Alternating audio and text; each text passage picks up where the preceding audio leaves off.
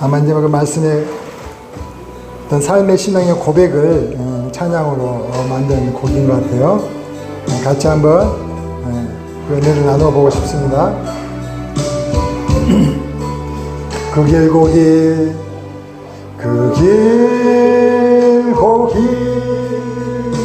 방황의 늪을 지나 다시 주 주님 품에 안겼네. 상한 나의 이모 상한 나의 이모 찢기어진 나의 마음 모두 가진 채로 나의 욕심 때문에 나의 헛된 꿈 때문에 그렇게 방황했던 나의 인생을 이제 주께 맡기려네. 그 길고리 한번 더 합시다. 그 길 아버지의 집으로 아멘에 이제 영원한 안식처럼 돌아와 눈물 흘리며 뛰니 오 주여 나를 받으소서.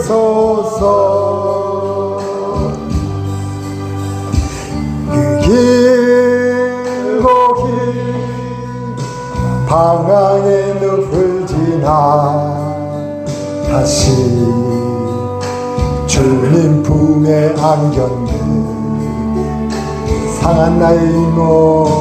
상한 나의 이모 찢기어진 나의 마음 모두 가진 채로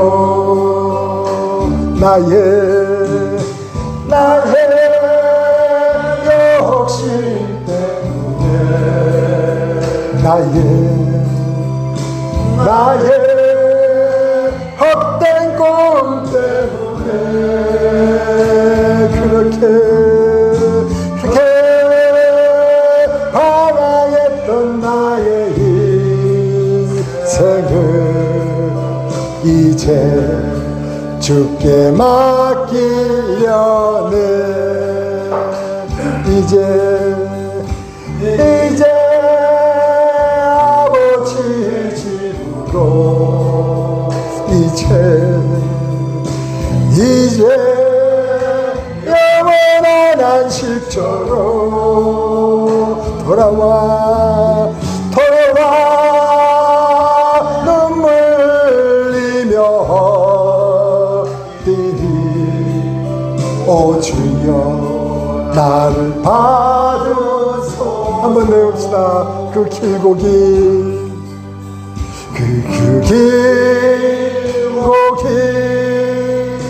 방황의 늪을 지나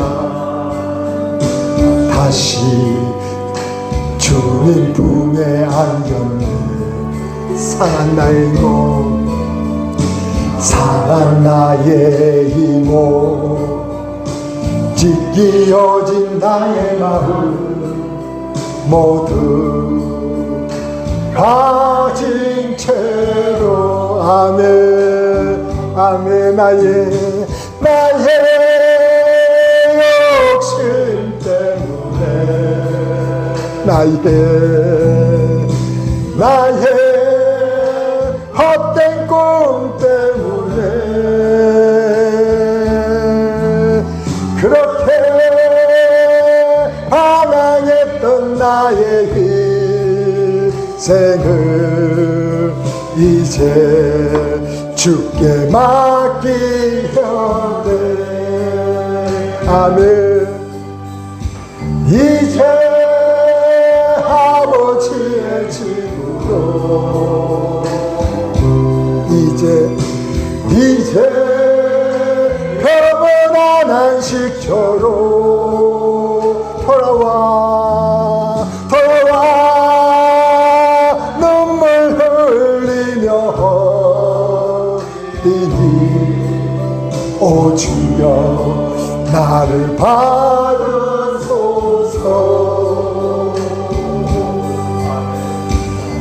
멀고 먼 근심의 겨울 지나 이제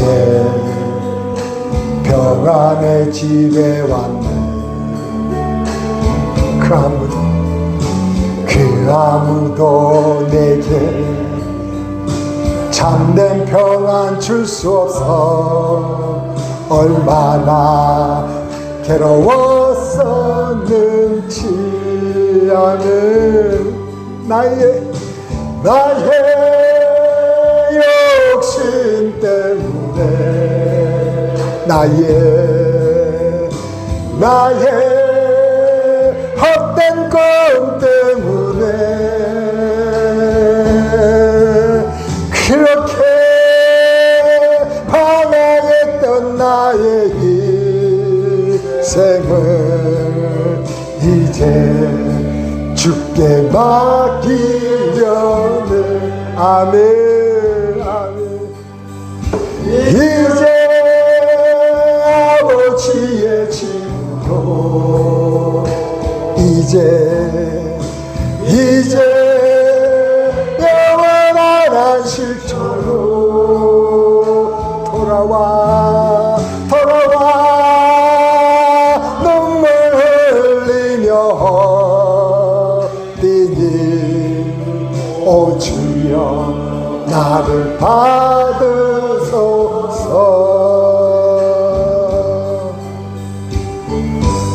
아멘.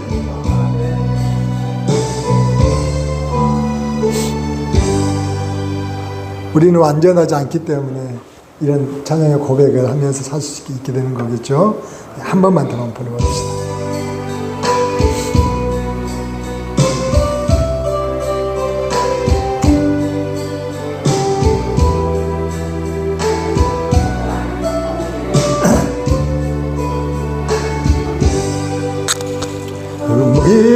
길고 길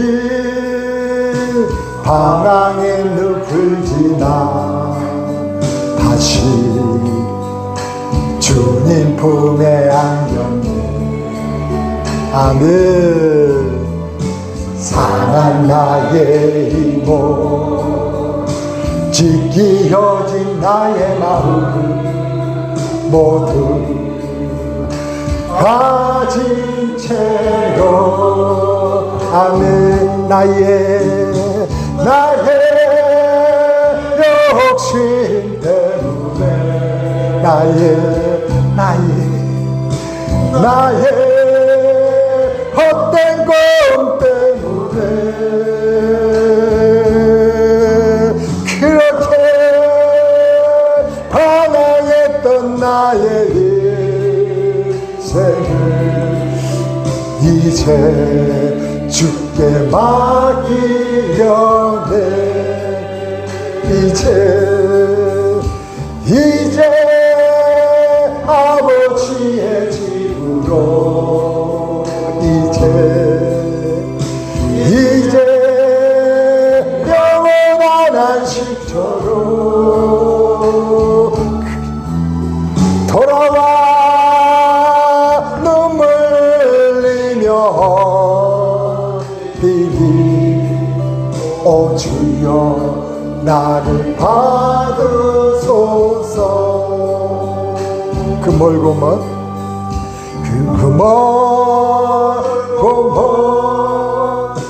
근심의 계곡을 지나 이제 평안의 집에 왔네. 아멘. 그 아무도 내게 참된 평안 줄 수 없어. 얼마나 괴로웠었는지 나의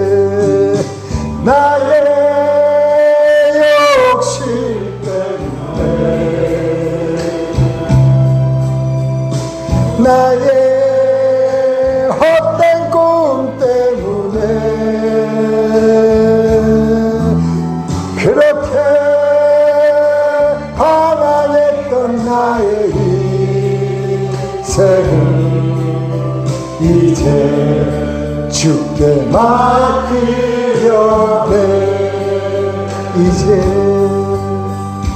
이제 아버지 집으로 이제 영원한 안식처로 돌아와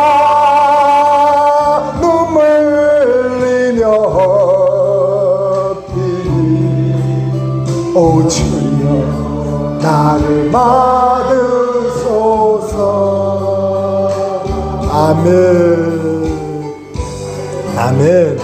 아멘. 절절한 믿음의 고백이었던 것 같습니다. 네.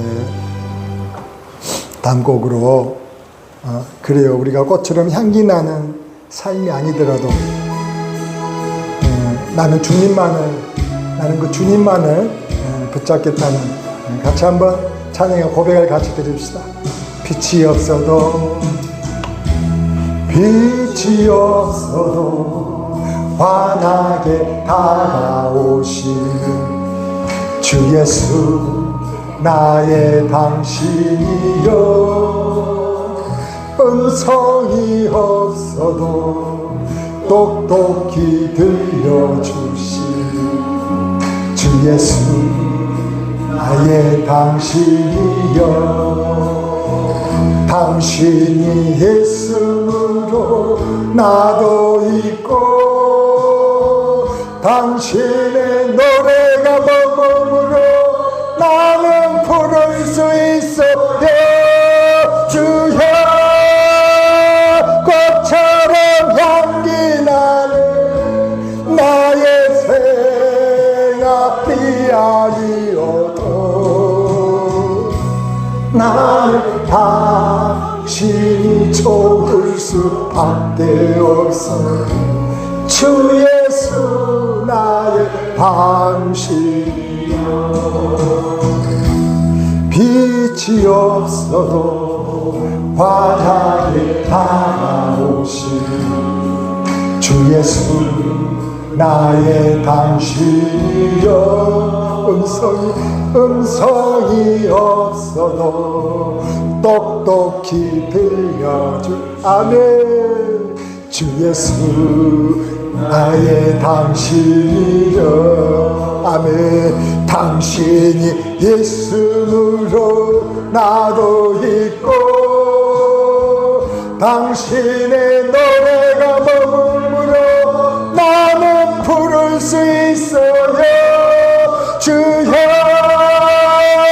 꽃처럼 향기 나는 나의 생활이 아니어도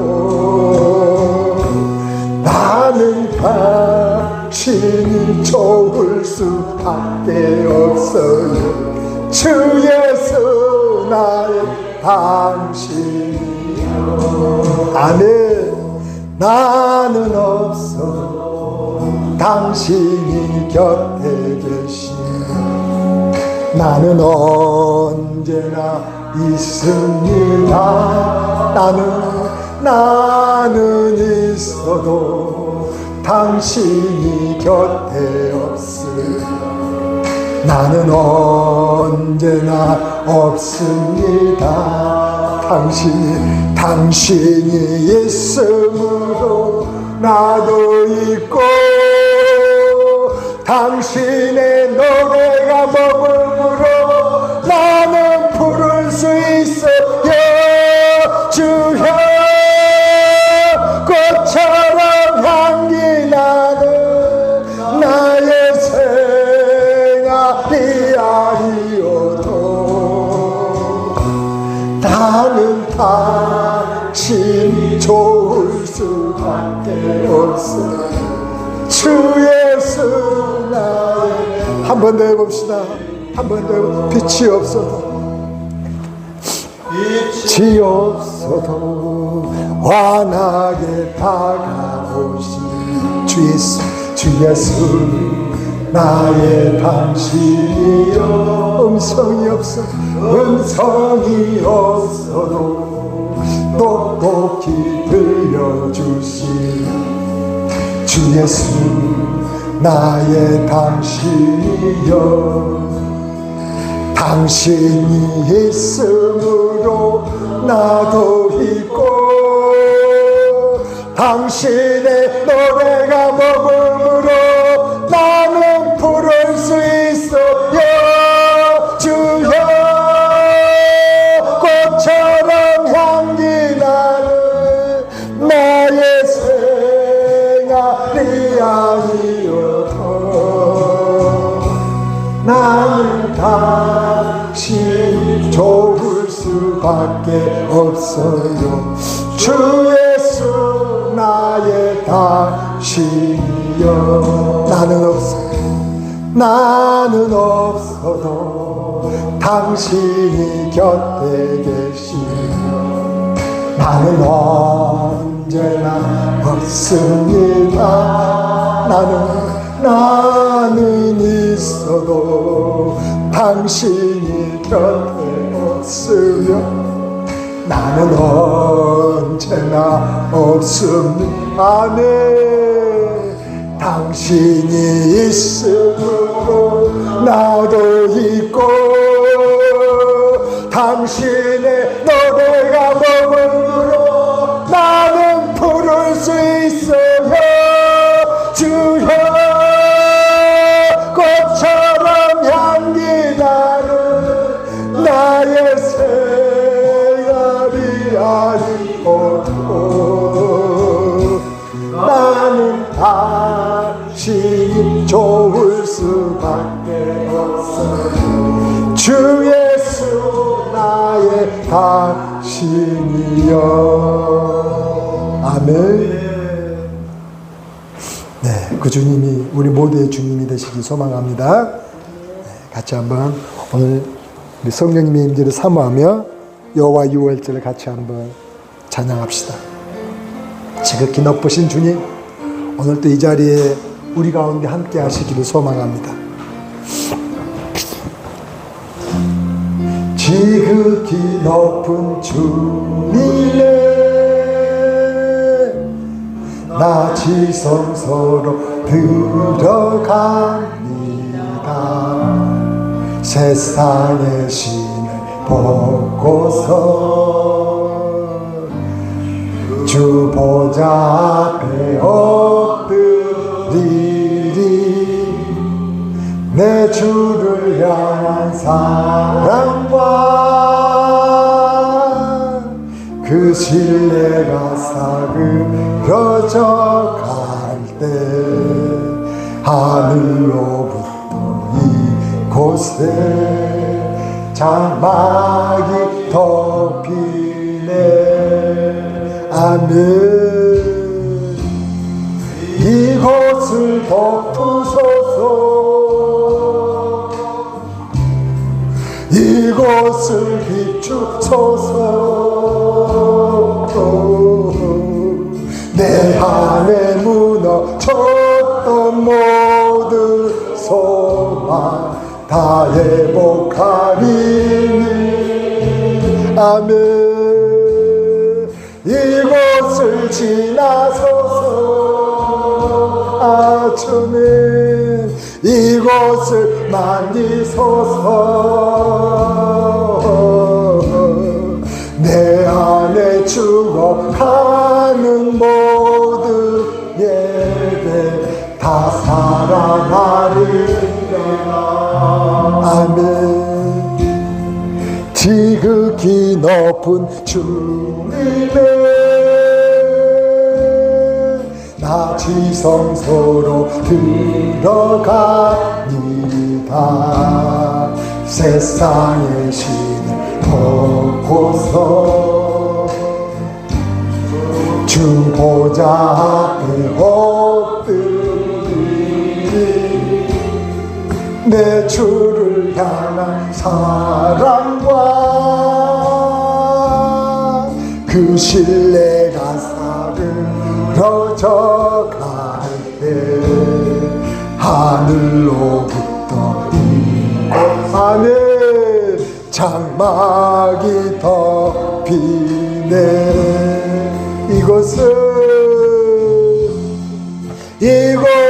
덮으소서. 이곳을 비추소서.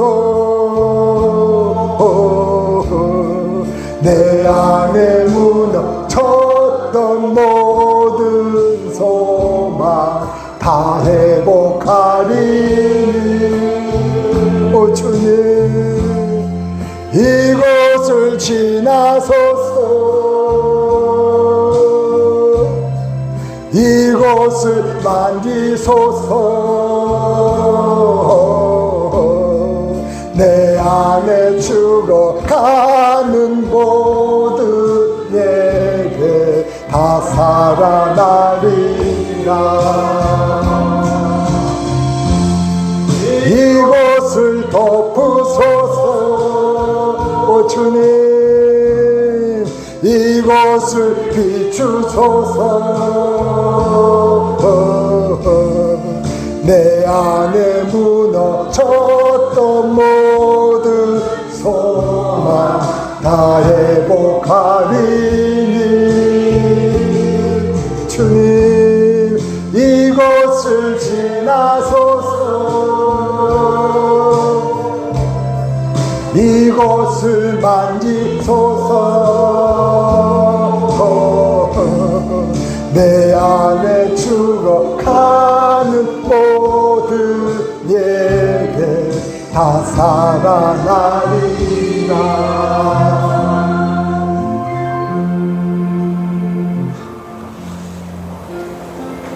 이곳을 지나소서.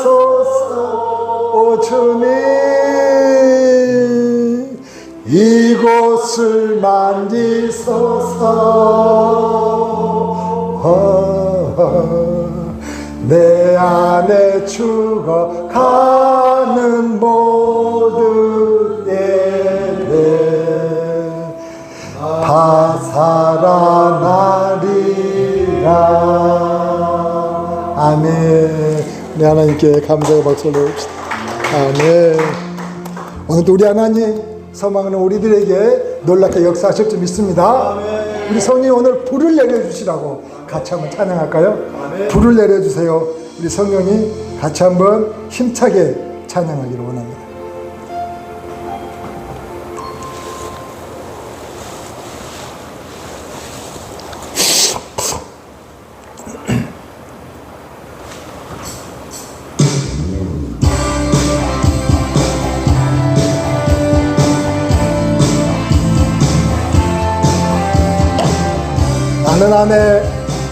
나는 안에 내가 살아가는 이유를 찬양합니다.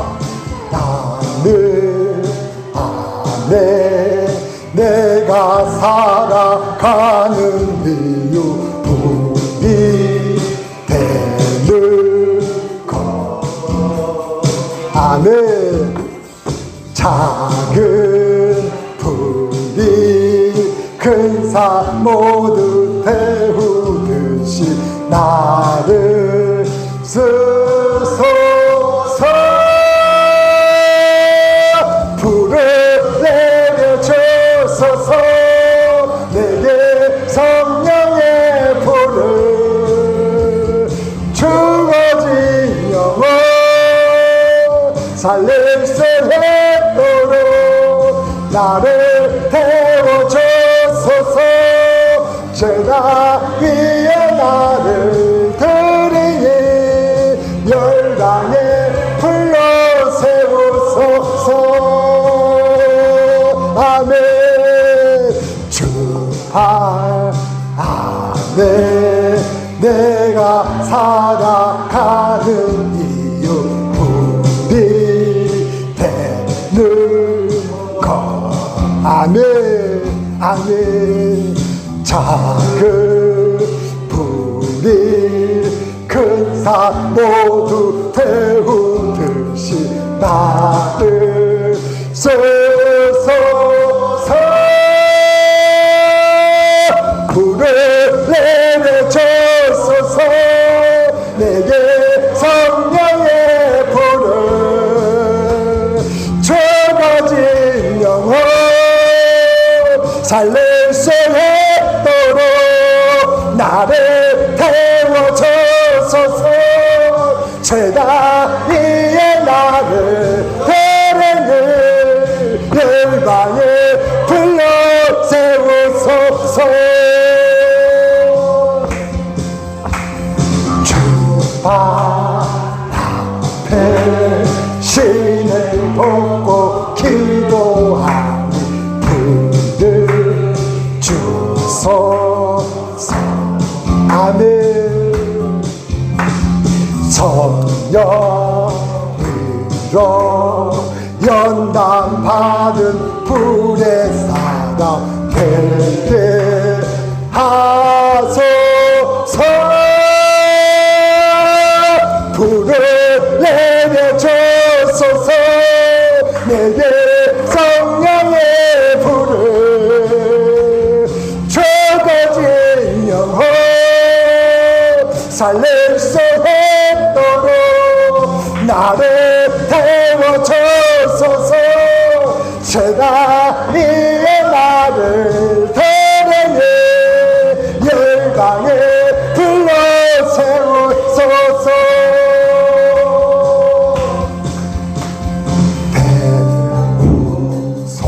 배우소서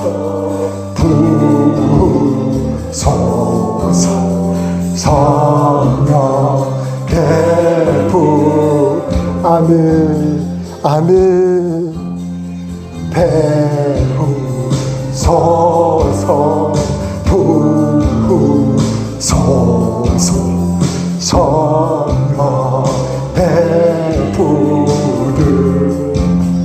주님 배우소서 부소서 성령 해보레아멘. 불을 내려주소서. 내게 성령의 불을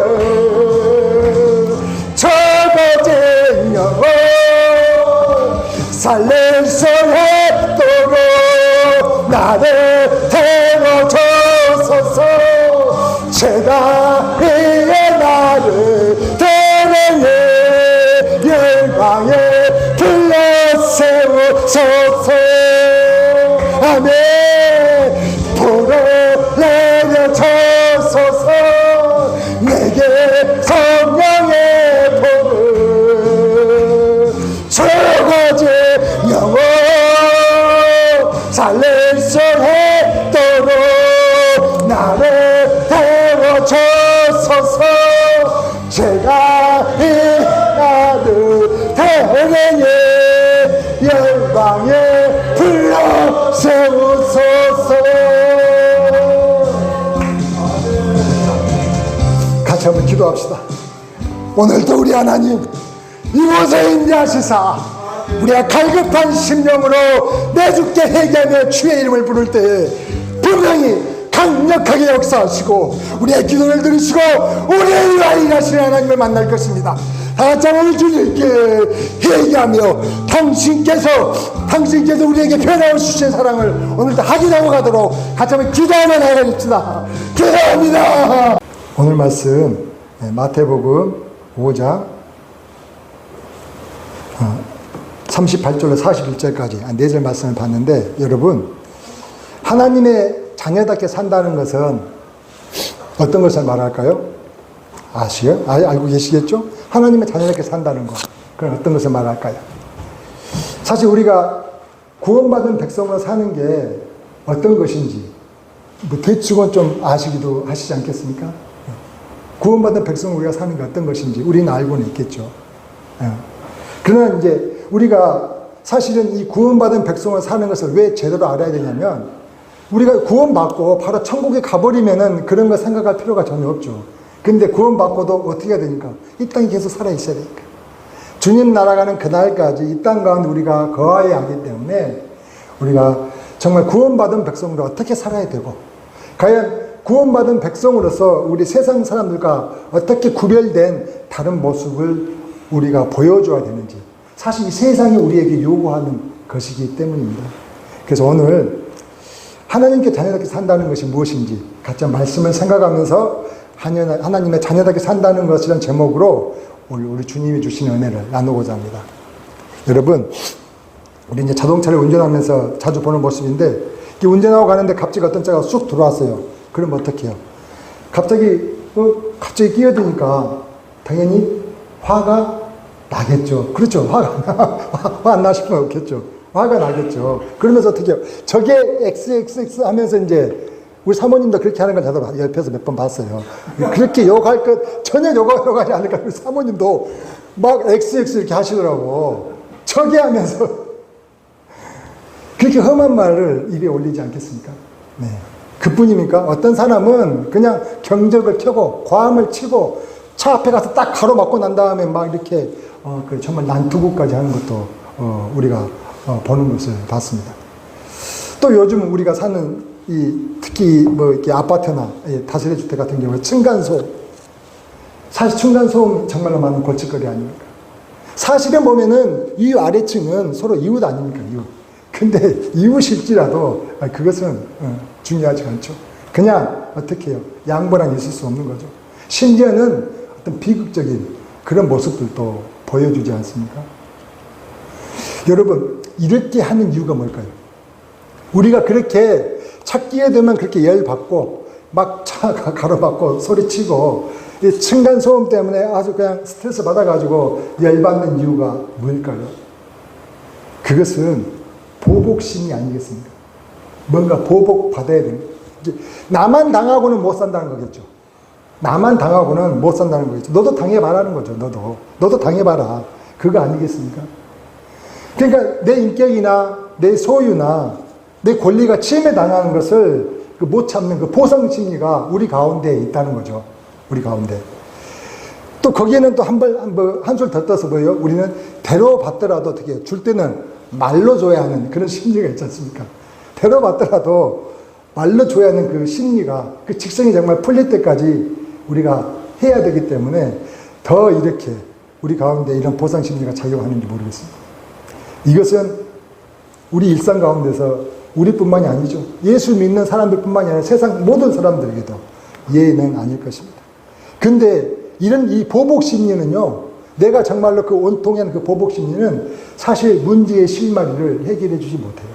문제의 실마리를 해결해 주지 못하고 더 복잡한 악순환만 일으킨다는 것을 아십니까? 오늘 본문 말씀이 다시 한번 생각하면서 한 번만 더 읽어봅시다. 본문 말씀 5장 38절로 마태복음 5장 38절 41절 말씀인데 한 번만 그래서 말씀 다시 한 번 더 읽어보려고 합니다. 자, 읽습니다. 또 눈은 눈으로 이는 이로 갚으라 하였다는 것을 너희가 들었으나 나는 너희에게 이르노니 악한 자를 대적하지 말라.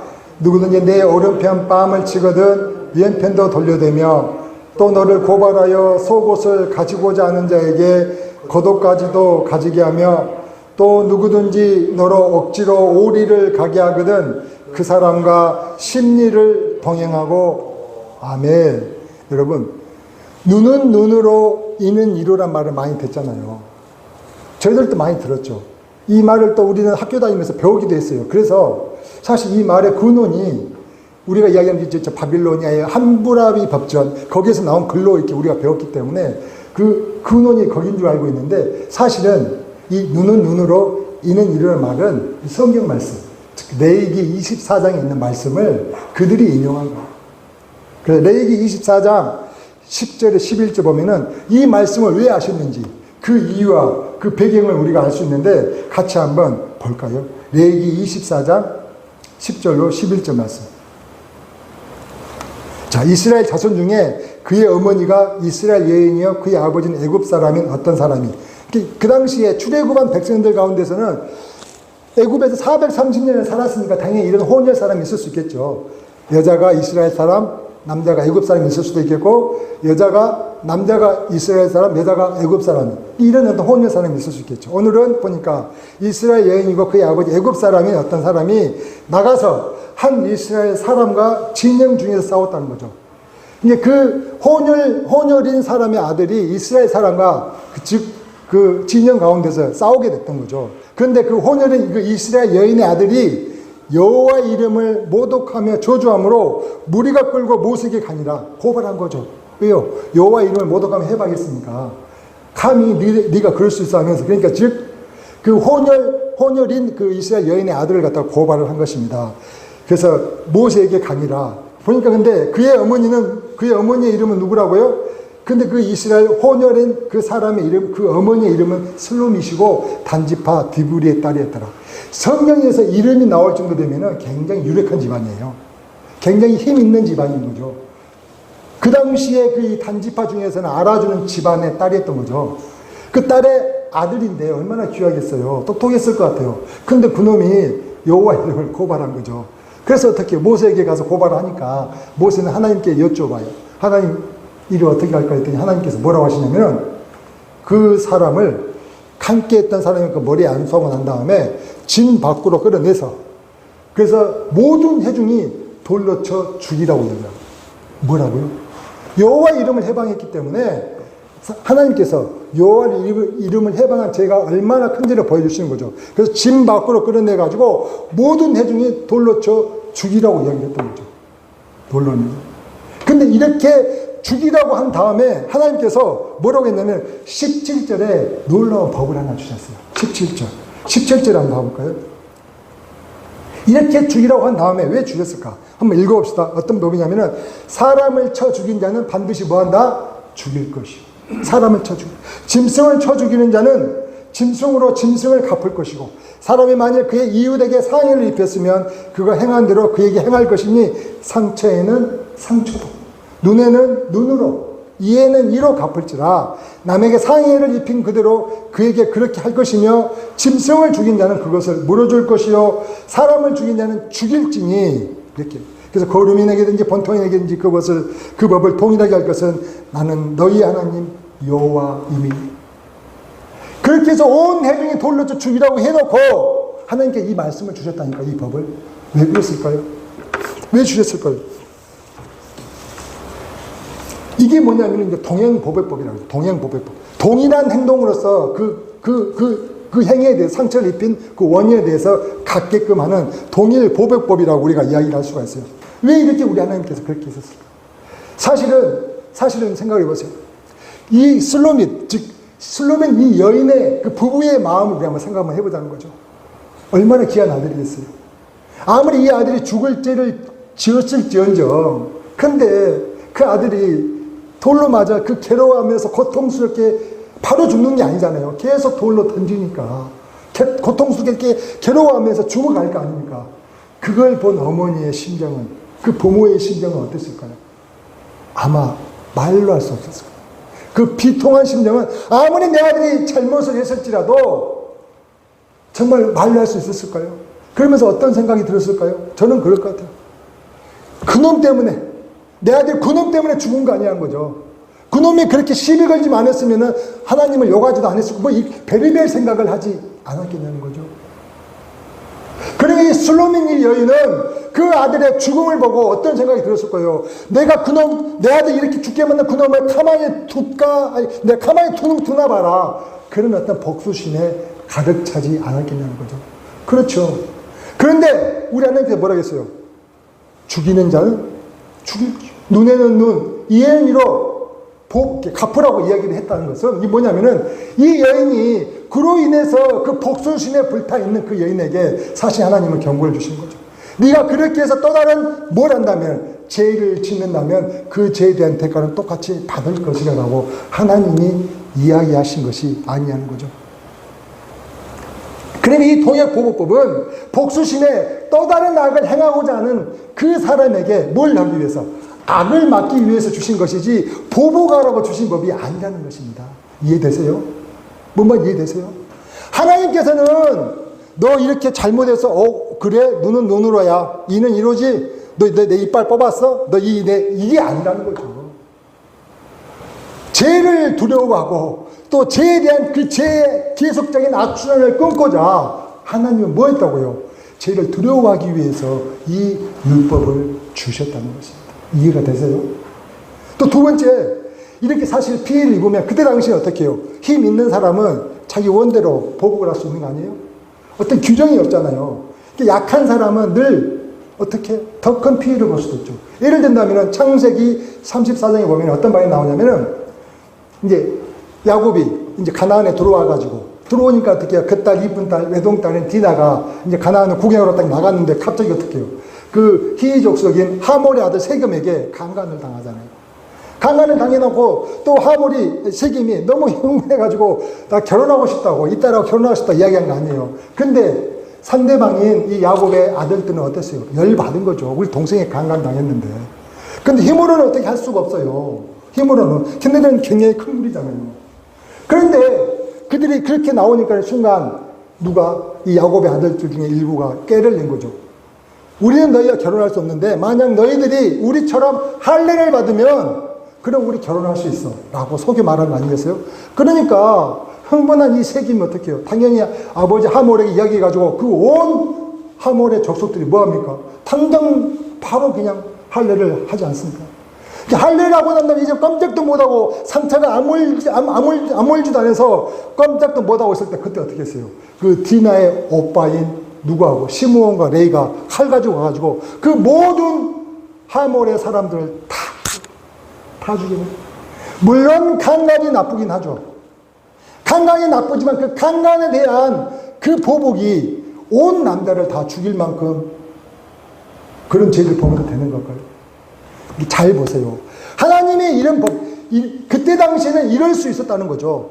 그 사람들이 죄를 범한 것에 대해서 힘이 약한 사람들 또는 상대적으로 그 모든 죄가 또 다른 죄에 대한 악순환을 계속 연결고리를 가질 수 있기 때문에 하나님께서는 정해 주신 거죠. 사람을 죽였을 때는 똑같이 죽임을 당하고 짐승을 죽였을 때는 짐승으로서 대신하게 하게끔 하나님께서 그 죄에 대해서 공정하게 집행할 수 있도록 이러한 오늘 말씀 이 율법을 주셨다는 것입니다. 이해가 되세요? 하나님께서 눈의 눈으로 이는 이로 갚으라고 하신 이유가 그 당시에 그 삶 가운데 하나님은 더 이상 더 큰 죄의 그 모든 그 올가미에 빠지지 않도록 죄에 대해서는 정확하게 공정하게 또는 심지어는 그 죄를 범한 사람에게 있어서 어떻게 해요? 하나님께서 보호하시고자 하는 불쌍히 여기시는 마음이 있었던 거예요. 그래서 하나님은 도피성 제도도 주신 거 아닙니까? 일부러 죽이지 않고 실수로 죽였을 때는 그 생명을 보호하게끔 도피성 제도를 주신 이유도 생명을 존중하신 하나님의 뜻이 거기에 있었다니까요. 이 법을 만드신 것은 보복을 위해서 하나님께서 주신 이 율법이 아니라는 것입니다. 그러니까 하나님은 눈으로 이는 이로 갚으라고 하신 이 하나님 율법의 진정한 의미는 죄의 악순환에 더 이상 빠지지 않고 죄에 대한 그 벌이 힘의 논리에 따라서 벌하지 않고 공정하고 동일하게 갚도록 그렇게 해서 또 다른 죄에 빠지지 않도록 그렇게 만들고 사실 하나님의 마음이 율법 가운데 들어있다는 것입니다. 그럼 이 율법이 오늘 말씀하신 마태복음 예수님께서 말씀하셨을 때 그때 이 바리새인과 서기관들 그때 당시에 이 율법의 지도자들은 이 말씀을 잘 지키면서 교육하며 가르치고 살았을까요? 아니죠. 이 하나님의 이 뜻을 생각지 않고 그 다음에 어떻게 해요? 우리도 그렇게 생각했듯이 세상 사람들과 다름이 없이 어떻게 해요? 야, 너 눈은 눈이요, 이는 이야. 너 내게 이렇게 잘못을 했어? 이게 갚아. 즉 보복을 위한 법으로서 많은 이들에게 가르쳐 주니 믿는 그때의 모든 신자들이나 믿지 않은 세상 사람들이나 구별이 있었냐는 거죠. 모두가 다 동일하게 똑같이 그런 행태를 벌이고 있었던 그 상황 가운데서 오늘 예수님은 생각하신 거죠. 이들 가운데 하나님의 참 뜻을 가르쳐 주고 싶으셨던 거죠. 그래서 오늘 말씀하신 건 38절 너희들이 눈은 눈으로 이는 이로 갚으라고 들었으나 너희들이 들었지만 이제 내가 내게 말하는데 너는 악한 자를 위하여 대적하지 말라고 얘기하신다. 대적하지 말라고. 그러면서 하나님, 우리 예수님께서는 우리들과 어떻게 하나님의 자녀로서 살아야 되는지를 오늘 말씀을 하셨다는 겁니다. 그 첫 번째 뭐였습니까? 첫 번째, 인격을 무시하는 자들.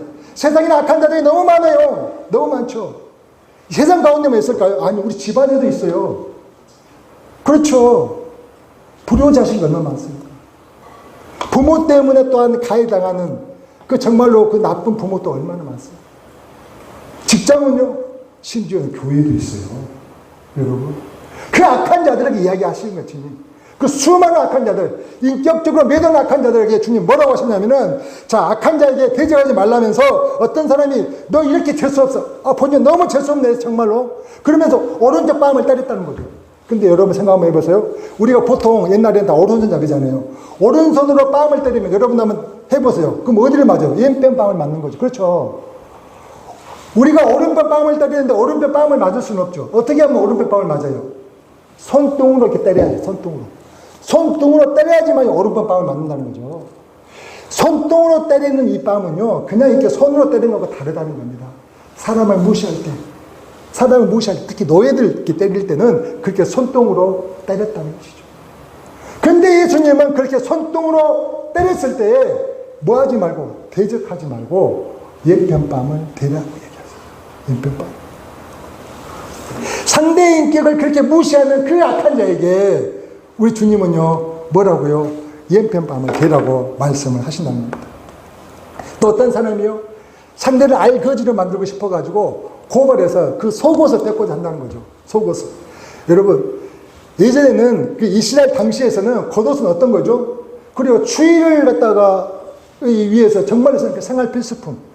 근데 그때 이거 겉옷은 너무 비쌌지만 모두에게 있어야 생활 필수품이라 했잖아요. 그래서 그 옷을 저당 잡혔을지라도 밤이 되면 어떻게 해요? 그 옷을 다시 돌려줘야 되는 그들의 전통이며 간습이었던 거죠. 그래서 겉옷은 어떻게 하지 못하니까 그 남아있는 속옷을 뺏고 싶어가지고 소송을 해가지고 그 악한 그 소위의 재산, 그 남아있는 그 속옷을 갖다 뺏고자 소송을 했다는 거죠. 사실 그 소송을 하는 그에게 우리 주님은 뭐라고 하셨어요? 겉옷까지도 줘버리라고 이야기를 하신다는 겁니다. 세 번째는요, 그 재산뿐만이 아니라 이제 사람의 자유까지 제한하는 거죠. 그 당시에 이스라엘은 로마의 식민지 상황이기 때문에 로마 군인들이 이 이스라엘 사람들 갖다가 오리까지 동행할 수 있는 권리가 있었어요. 그래서 어떻게 했어요? 예수님이 십자가 지고 가셨을 때 못 지고 넘어지시니까 그 구레네 사람 시몬은 어떻게 해요? 그냥 들여다가 오라게 해가지고 예수님 짐을 대신 지우게 만들잖아요. 그런 권리가 로마 군인들에게 사실 그때 있었던 거죠.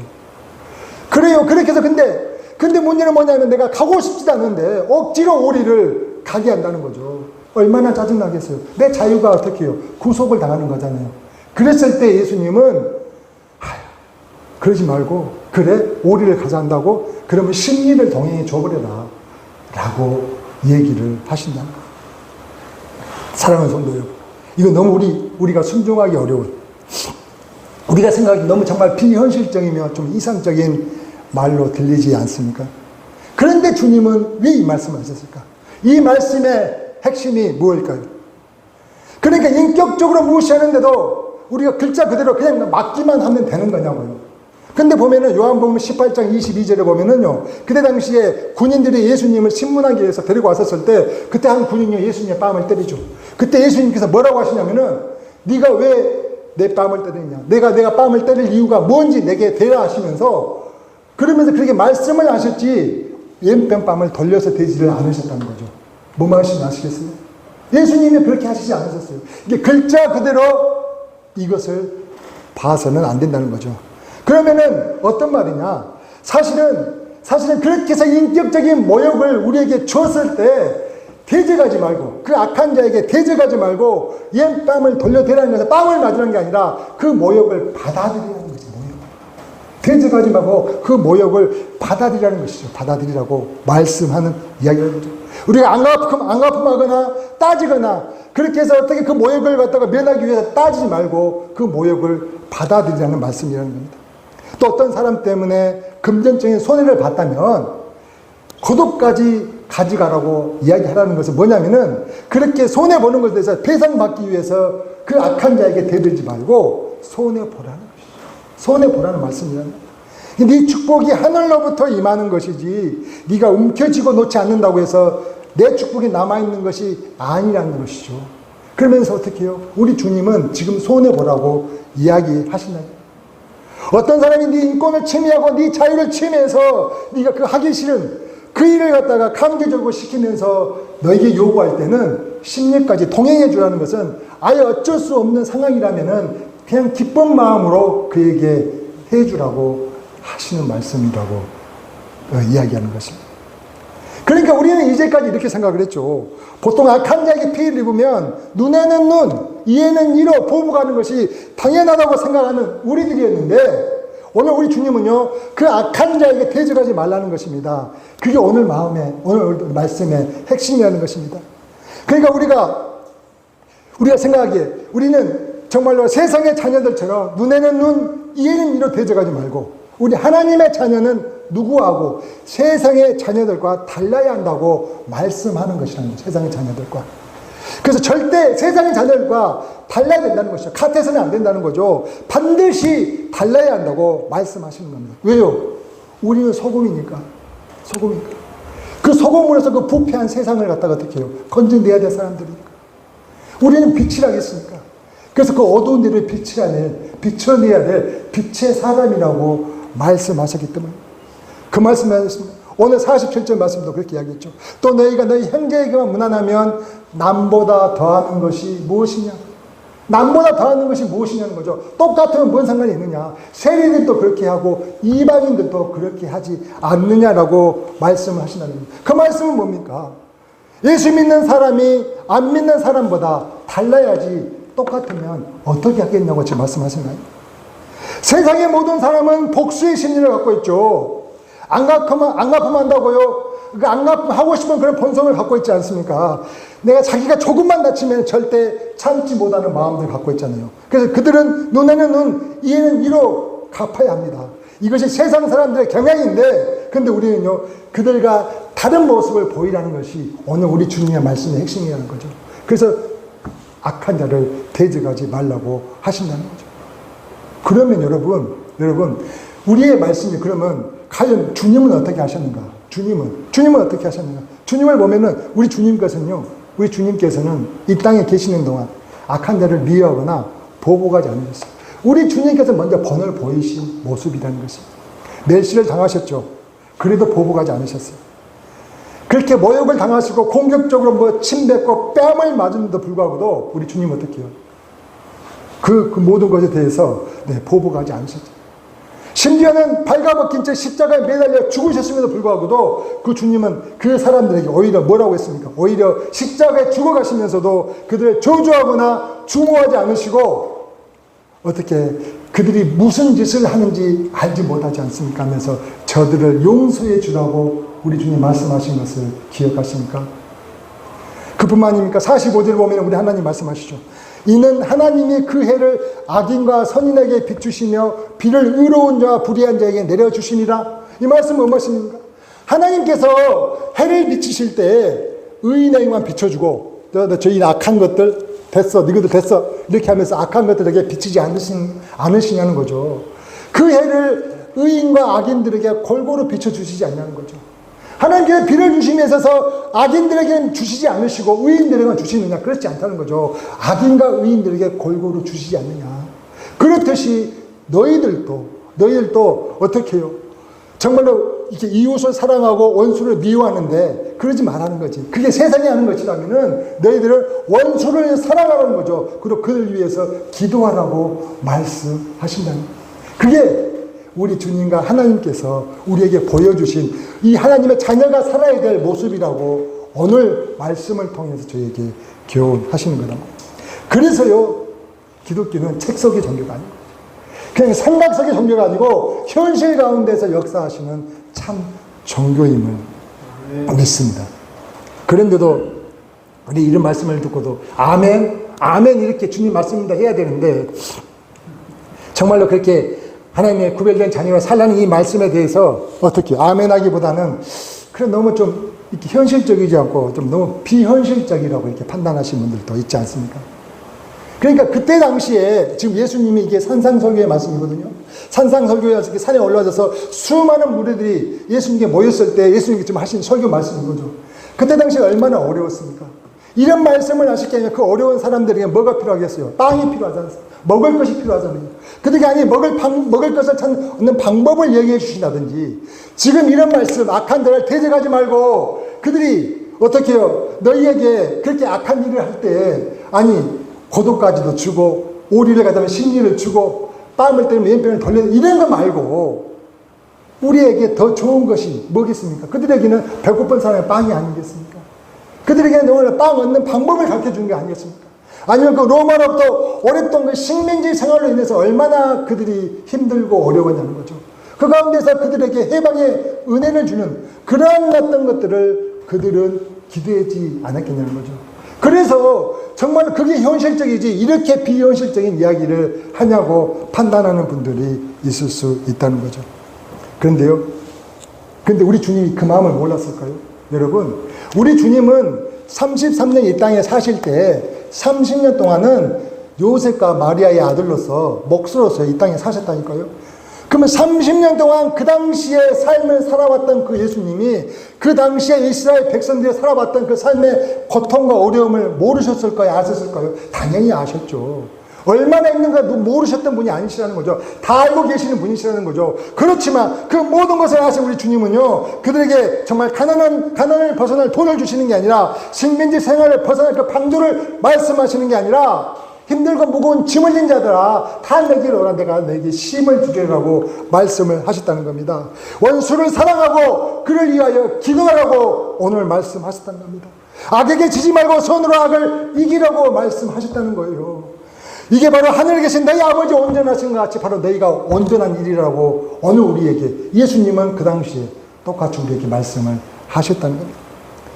우리는 눈에는 눈, 이에는 이처럼 똑같이 갚아주고 사는 것이 훨씬 잘 사는 길이라고 우리들은 생각하고 있지만 우리 주님은 오른밤을 치는 자에게 옛밤을 돌려대고 그리고 속옷을 가지고자 하는 자에게 겉옷을 주고 오리를 가고자 하는 자에게 심리를 동행하라고 말씀을 하셨다는 겁니다.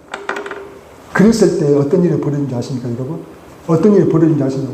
그런 주님의 말씀대로 했더니 그때 당시에 그들의 빵이 없어서 고달퍼했는지 모르겠지만 우리 하나님의 역사를 보면 성경에서는 사도행전 11장 26절에 뭐라면 만남의 안디옥에 데리고 와서 둘이 교회에 1년간 모여 있어 큰 무리를 가르치고 제자들이 안디옥에서 비로소 그리스도인이라 일컬음을 받게 되었다. 다시 한번 읽을까요? 만남의 안디옥에 데리고 와서 둘이 교회에 1년간 모여 있어 큰 무리를 가르쳤고 제자들이 안디옥에서 비로소 그리스도인이라 일컬음을 받게 되었다. 지금 바울과 바나바가 어떻게 했습니까? 바울과 바나바가 지금 안디옥에서 그 사람들을 가르치면서 하나님의 찬양을 사는 방법을 그들에게 보여줬을 때 그들이 어떻게 해요? 그 구별된 삶의 모습을 보였다는 거죠. 그래서 그들이 뭐라고 했다고요? 그리스도인. 아, 이 사람들은 다르구나. 이 사람들이야말로 정말 다른 그리스도인이라고 지금 이야기를 했다는 것이죠. 하나님의 말씀의 의도를, 우리 주님이 말씀하신 의도를 아시겠습니까? 그뿐이겠습니까? 너희는 예수 그리스도의 이름을 세례를 받고 회개하여 그러면 그 성령을 선물로 받으리냐고 베드로가 이렇게 설교를 했잖아요. 그 설교했었을 때 몇 명이 왔다고요? 3,000명이 얘기했다 했잖아요. 3,000명이. 근데 그 3,000명이 어떤 사람이었습니까? 어떤 사람이었냐고요? 그 사람들이 저 사람, 누구예요? 지금 그렇게 예수님을 십자가에 못 박으셔서, 아니, 내가 저를 갖다가 십자가에 못 박을 이유가 없는데, 아니에요. 십자가에 못 박으셔서, 십자가에 못 박으셔서 하면 소리 짓던 사람들이란 거예요. 그 소리 짓던 사람들이 베드로의 설교에 너희가 회개하여 정말로 세례를 받고, 그리고 나서 성령을 받았을 때, 이렇게 놀라운 회심의 역사가 일어났던 이 놀라운 역사가, 우리 주님의 그러한 우리 말씀하신 것처럼 보여줬던 그 모습 때문에 그 놀라운 역사가 이렇게 일어났던 것이 아니냐는 거죠. 만약에 그들 가운데 우리 주님이 이렇게 악한 자를 대적하지 않고 대적하면서 똑같은 세상 사람과 구별되지 않은 모습을 보였을 때 이런 일이 일어날 수 있었겠습니까? 그것뿐입니까? 사도행전 2장 44절로 47절 말씀 보면은 믿는 사람이 다 함께 있어 모든 물건을 서로 통용하고 또 재산과 소유를 팔아 각 사람의 필요에 따라 나눠주고 날마다 마음을 같이하여 성전에 모이기를 힘쓰고 집에서 떡을 떼며 기쁨과 순전한 마음으로 음식을 먹고 하나님을 찬미하고 이렇게 구별된 사람들의 삶 가운데 놀라운 이 역사가 일어났던 거죠. 이렇게 일어났는데 뭐라고요? 그래서 온 백성에게 칭송을 받았다. 그런 이 삶의 모습이 온 백성에게 칭송을 받았다는 것이죠. 우리 주님이 지금 눈에는 눈, 이에는 이로 갚으라고 너희는 들었지만 악한 자를 대적하지 말고 이렇게 또 다른 말씀을 우리 교훈하신 이유가 뭐냐면은 온 사람들에게 칭송을 받는 일이었기 때문인 거죠.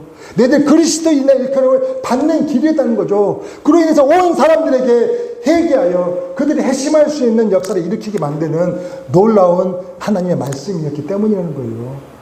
그래서 온 사람들에게 칭송을 받고 그래서 구원하는 사람이 날마다 더해서 하나님의 나라가 왕성해졌다는 거죠. 그럼 우리도요, 어떻게 해요?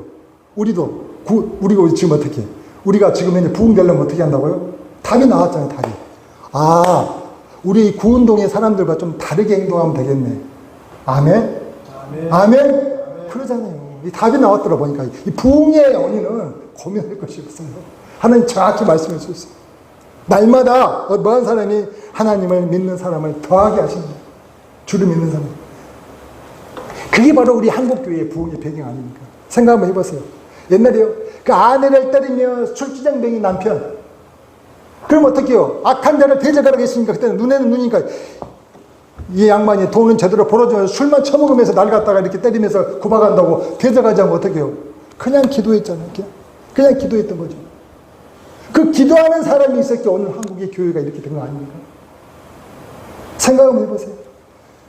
그냥 가정을 돌보지 않고 그냥 옛날에 얼마나 더 도박에 빠져가 이렇게 미친듯이 돌아다니는 사람. 내 같은 능력 없는 놈아 나 못 살아 하면서 퇴적하지 않고 그래도 내 주님만을 붙들고 간절히 기도하며 무릎 꿇었던 그 믿음의 사람들 덕분에 오늘의 한국교회가 부흥하지 않았습니까? 그래서 그때는 예수 믿는 사람이 다르다고 했다니까요. 기억하세요?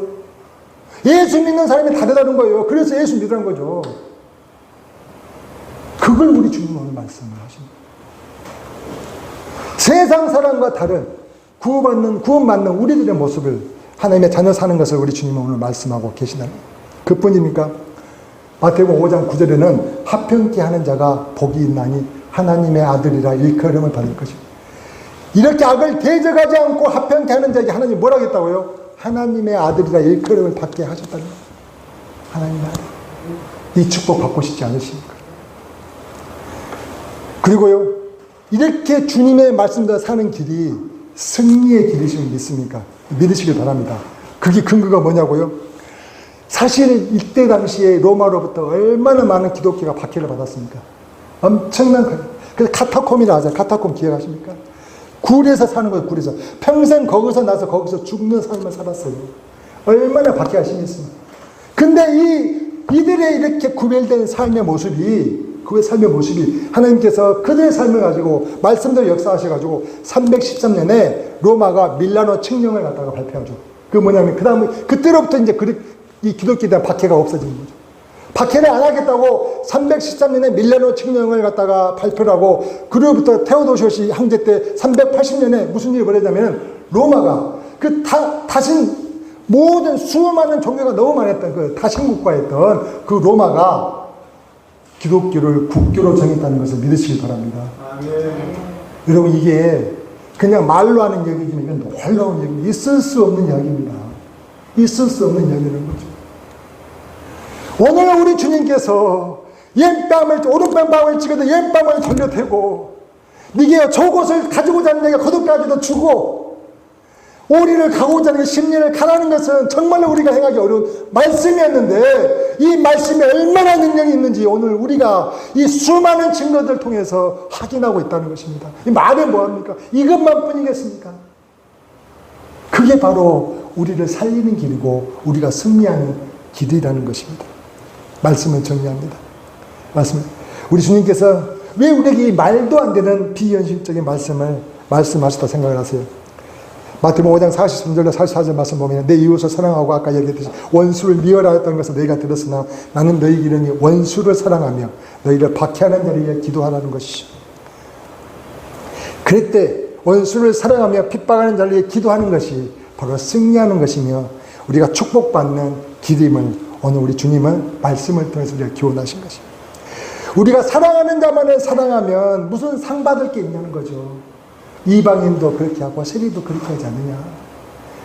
똑같이 세상과 똑같은 남과 다른 것이 없는데 어떻게 너희들이 하늘로부터 상을 받을 수 있겠냐는 거죠. 사랑하는 성도 여러분, 로마서 12장 17절에는 아무에게도 악을 갚지 말고 악을 악으로 갚지 말고 모든 사람 앞에서 선한 일을 도모하시라고 우리 주님 말씀하십니다. 베드로전서 3장 9절에는요 악을 악으로 욕을 욕으로 갚지 말고 도리어 복을 빌라 이를 위하여 너희가 부르심을 입었느니라고 말씀하고 계십니다. 로마서 12장 12절에는 악에게 지지 말고 손으로 악을 이기라고 말씀하시는 겁니다. 그러니까 이 말씀은 주님께서 오늘 그 주님의 말씀을 듣고자 간절하게 정말 머나먼 길을 마다하지 않고 그렇게 우리 주님께 모여든 수많은 사람들이 있었잖아요. 그 수많은 사람들에게 주신 우리 산상설교의 말씀이라는 거죠. 그래서 이 말씀대로 순종하며 살아가는 것이 바로 하나님의 자녀답게 사는 것을 믿으시길 바랍니다. 이 말씀을 듣고 정말 하나님의 자녀답게 살아가고자 하는 힘이 생기셨습니까? 여러분, 우리의 삶 가운데서 그리스도의 선한 영향력을 드러내는 정말로 하나님의 사람들이 모두 되시기를 주의 이름으로 다시 한 번 더 간절히 축원합니다. 아멘. 아멘.